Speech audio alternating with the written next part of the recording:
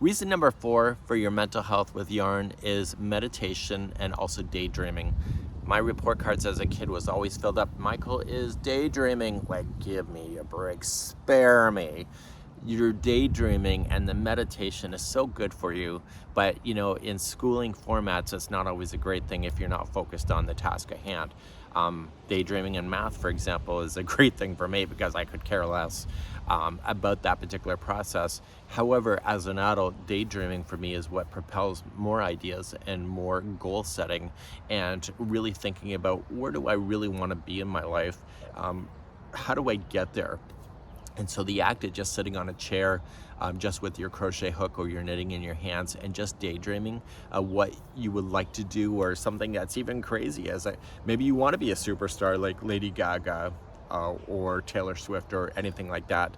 Maybe you want to be that, and you can daydream and just think about those kind of things to give yourself some joy. And by the end of the whole daydream that you're so successful that you're living a life that you possibly have no opportunity to do. But daydreaming and meditation is a sense of just letting your mind go, and the yarn with it in your hands is a great way to settle your thoughts and to be able to bring calm and just to let yourself go. Now, if your daydreaming takes you into a moment of your life that is really quite rough, you know what? Sometimes you need to do that in order to process that.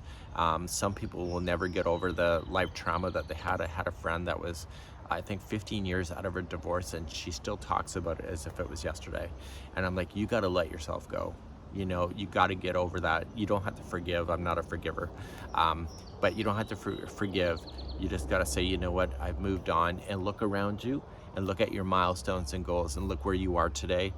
Some people will never recover from that. I know some people that have had those kind of issues where that moment in their life was probably the best time in their life, but then their life now is not so hot. So sometimes you got to really think about where you are in life. And if something is not working now, you got to make those steps forward to change your life. My move here to Nova Scotia isn't because I just want to move. I got sick and tired of the same roads back in Ontario. I knew where they went. I know how long it was going to take. And by moving to Nova Scotia, we recreated a whole new life here. And so it set us on a different trajectory. So sometimes when things are broken in your life, it's not necessarily you're sitting at the same house rethinking and rethinking and rethinking. Sometimes you got to just pack the bag and just kind of change your life and see where the road is going to take you. It won't always work, but I think change for many people is a good thing in the long term. That's just my perspective. Let's move on to your next lesson of community involvement.